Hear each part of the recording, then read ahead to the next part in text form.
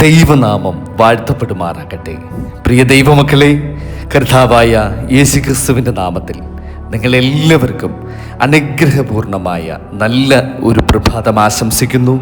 ഇന്നത്തെ അനുദിന പ്രഭാത തിരുവചന വായനയിലേക്ക്, ധ്യാനത്തിലേക്ക് നിങ്ങളെല്ലാവരെയും സ്വാഗതം ചെയ്യുകയും ചെയ്യുന്നു. ഇന്നത്തെ നമ്മുടെ അനുദിന പ്രഭാത തിരുവചന വായന എന്ന് പറയുന്നത് പുറപ്പാട് പുസ്തകം 25-ാം അധ്യായം 31 മുതൽ 40 വരെയുള്ള തിരുവചന ഭാഗമാണ്. നമുക്ക് പ്രാർത്ഥനാപൂർവം ദൈവവചനം കേൾക്കാം.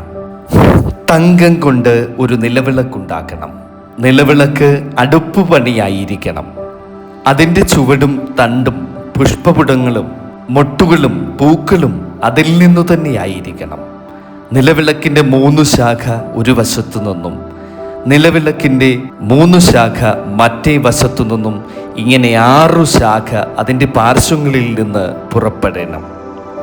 ഒരു ശാഖയിൽ ഓരോ മുട്ടും ഓരോ പൂവുമായി ബദാം പൂ പോലെ 3 പുഷ്പപുടവും, മറ്റേ ശാഖയിൽ ഓരോ മുട്ടും ഓരോ പൂവുമായി ബദാം പൂ പോലെ 3 പുഷ്പപുടവും ഉണ്ടായിരിക്കണം.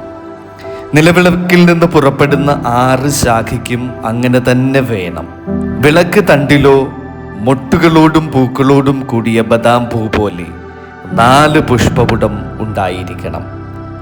അതിൽ നിന്ന് 2 ശാഖയ്ക്ക് കീഴെ ഒരു മുട്ടും, മറ്റു 2 ശാഖയ്ക്ക് കീഴെ മറ്റു മുട്ടും, മറ്റു 2 ശാഖയ്ക്ക് കീഴെ ഒരു മുട്ടും, ഇങ്ങനെ നിലവിളക്കിൽ നിന്ന് പുറപ്പെടുന്ന 6 ശാഖയ്ക്കും വേണം. അവയുടെ മുട്ടുകളും ശാഖകളും അതിൽ നിന്നു തന്നെയായിരിക്കണം. മുഴുവനും തങ്കം കൊണ്ട് ഒറ്റ അടുപ്പുപണിയായിരിക്കണം. അതിന് 7 ദീപം ഉണ്ടാക്കി നേരെ മുൻപോട്ട് പ്രകാശിക്കുവാൻ തക്കവണ്ണം ദീപങ്ങളെ കൊളുത്തണം. അതിൻ്റെ ചവണകളും കരിന്തിരി പാത്രങ്ങളും തങ്കം കൊണ്ടായിരിക്കണം. അതും ഈ ഉപകരണങ്ങളൊക്കെയും 1 താലന്ത് തങ്കം കൊണ്ട് ഉണ്ടാക്കണം. പർവ്വതത്തിൽ വെച്ച് കാണിച്ചു തന്ന മാതൃക പ്രകാരം അവയെ ഉണ്ടാക്കുവാൻ സൂക്ഷിച്ചു കൊള്ളണം. ആമേൻ, ഹല്ലേലൂയ. പ്രിയരേ, ഇന്നത്തെ ഈ തിരുവചന ഭാഗത്തിൽ ദൈവം മോശയോട് വിശുദ്ധ മന്ദിരത്തിനു വേണ്ടി നിർമ്മിക്കേണ്ടുന്ന സ്വർണ്ണ നിലവിളക്കിനെ കുറിച്ചുള്ള വിശദമായ ഒരു നിർദ്ദേശമാണ് ഇവിടെ നൽകുന്നത്. ഇത് ഒരു സാധാരണ വിളക്കല്ല, മറിച്ച് ദൈവസന്നിധിയുടെ പ്രകാശത്തെ പ്രതിനിധീകരിക്കുന്ന വിശുദ്ധമായ ഒരു അടയാളമായിട്ടാണ് ഈ നിലവിളക്കിനെ കാണുന്നത്.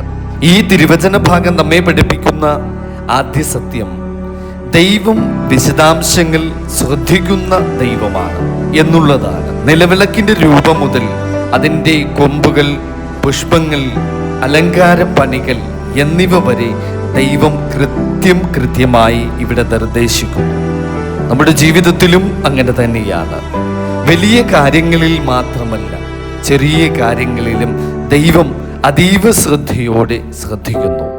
നമ്മുടെ കണ്ണുനീരും നമ്മുടെ പ്രാർത്ഥനകളും നമ്മുടെ പോരാട്ടങ്ങളും നമ്മുടെ പ്രതീക്ഷകളും എല്ലാം ദൈവം ശ്രദ്ധിക്കുന്നു എന്നുള്ളതാണ്. രണ്ടാമതായി, നിലവിളക്ക് പ്രകാശത്തിൻ്റെ ഒരു പ്രതീകമാണ്. ഇരുട്ടിൽ വെളിച്ചം പകരുക എന്നതാണ് അതിൻ്റെ ദൗത്യം. ഇന്നത്തെ ലോകത്ത് ദൈവം നമ്മയും പ്രകാശവാഹകരാക്കുവാൻ വിളിക്കുന്നു. നമ്മുടെ വാക്കുകളിലൂടെയും നമ്മുടെ പ്രവൃത്തികളിലൂടെയും നമ്മുടെ ജീവിത സാക്ഷ്യങ്ങളിലൂടെയും ക്രിസ്തുവിൻ്റെ വെളിച്ചം മറ്റുള്ളവരിലേക്ക് എത്തിക്കേണ്ടുന്ന വലിയ ഒരു ഉത്തരവാദിത്വം ക്രിസ്ത്യാനികളായ നാം ഓരോരുത്തർക്കുമുണ്ട്. മൂന്നാമതായി, ഈ നിലവിളക്ക് ഒരേ സ്വർണ്ണക്കട്ടിയിൽ നിന്ന് നിർമ്മിക്കപ്പെടണം എന്ന് ദൈവം പറയുന്നു. അത് ഐക്യത്തിൻ്റെയും വിശുദ്ധിയുടെയും പ്രതീകമാണ്. സഭയും വിശ്വാസികളും ഒരേ ആത്മാവിനാൽ ബന്ധിക്കപ്പെട്ടവരാണ്. ഭിന്നതകളല്ല, സ്നേഹവും ഐക്യവുമാണ് ക്രിസ്തീയ സഭയിൽ ദൈവം ആഗ്രഹിക്കുന്നത്. ഇന്നത്തെ തിരുവചനം നമ്മോട് ചോദിക്കുന്നു, എൻ്റെ ജീവിതത്തിൽ ദൈവത്തിൻ്റെ പ്രകാശം ജ്വലിക്കുന്നുണ്ടോ? എൻ്റെ കുടുംബത്തിനും സമൂഹത്തിനും ഞാൻ ഒരു വെളിച്ചമാണോ? ദൈവം കാണിച്ച മാതൃക പ്രകാരം ജീവിക്കുവാൻ ഞാൻ തയ്യാറാണോ? ഈ ചോദ്യങ്ങൾ നമ്മുടെ ഹൃദയത്തിൽ സൂക്ഷിച്ചുകൊണ്ട് നമുക്ക് ഇന്നത്തെ ദിവസം മുൻപോട്ട് പോകാം. നമുക്ക് ഒരു നിമിഷം നമ്മുടെ തലകൾ ദൈവമുൻപാകെ വണങ്ങി നമുക്ക് പ്രാർത്ഥിക്കാം.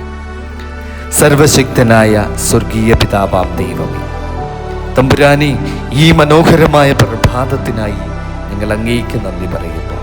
ഇന്നത്തെ തിരുവചനത്തിലൂടെ ഞങ്ങളോട് അവിടുന്ന് സംസാരിച്ചതിന് നന്ദിയും സ്തോത്രവും അർപ്പിക്കുന്നു. കർത്താവേ, വിശുദ്ധ നിലവിളക്ക് പോലെ അങ്ങയുടെ പ്രകാശം വഹിക്കുന്ന ജീവിതം നയിക്കുവാൻ ഞങ്ങളെ അവിടുന്ന് സഹായിക്കണമേ. ഞങ്ങളുടെ ഹൃദയത്തിലെ ഇരുട്ടുകളെ നീക്കി അങ്ങയുടെ വെളിച്ചത്താൽ ഞങ്ങളെ നിറയ്ക്കണമേ. ഞങ്ങളുടെ കുടുംബങ്ങളെ അനുഗ്രഹിക്കണമേ. രോഗബാധിതരായിരിക്കുന്നവർക്ക് സൗഖ്യം നൽകണമേ. മാനസിക ഭാരങ്ങളാൽ തളർന്നിരിക്കുന്നവർക്ക് അവിടുന്ന് ആശ്വാസം നൽകണമേ. ജോലി അന്വേഷിക്കുന്നവർക്ക് അനുയോജ്യമായ പുതുവഴികളെ തുറന്ന് തമ്പുരാനെ അവിടുന്ന് അനുഗ്രഹിക്കണമേ. ഇന്ന് ഞങ്ങൾ ചെയ്യുന്ന എല്ലാ പ്രവൃത്തികളിലും ദൈവമേ, നിന്റെ കരങ്ങൾ ഞങ്ങളോട് കൂടെ ഞങ്ങളെ നയിക്കുമാറാക്കണമേ. തെറ്റായ വഴികളിൽ നിന്ന് ഞങ്ങളെ കാത്ത് സംരക്ഷിച്ചു കൊള്ളണമേ. ഞങ്ങളുടെ വാക്കുകളിലും പ്രവൃത്തികളിലും ചിന്തകളിലും അങ്ങയുടെ മഹത്വം വെളിപ്പെടുവാൻ അവിടുന്ന് കൃപ നൽകണമേ. ലോകത്തിൻ്റെ വെളിച്ചമായ യേശു ക്രിസ്തുവിനെ പോലെ ജീവിക്കുവാൻ ഞങ്ങളെ അവിടുന്ന് ശക്തിപ്പെടുത്തണമേ. ഈ ദിവസവും ഞങ്ങളുടെ ജീവിതം പൂർണ്ണമായി അങ്ങയുടെ കരങ്ങളിലേക്ക് സമർപ്പിക്കുന്നു.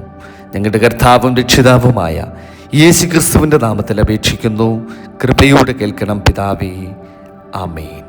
കർത്താവായ ദൈവം നിങ്ങളെ ഇന്നും സമൃദ്ധമായി അനുഗ്രഹിക്കട്ടെ. ഈ ദിവസം സന്തോഷത്തിൻ്റെയും സമാധാനത്തിൻ്റെയും വിജയത്തിൻ്റെയും ദിവസമായിരിക്കട്ടെ. ദൈവം നിങ്ങളെ അനുഗ്രഹിക്കട്ടെ. ആമേൻ.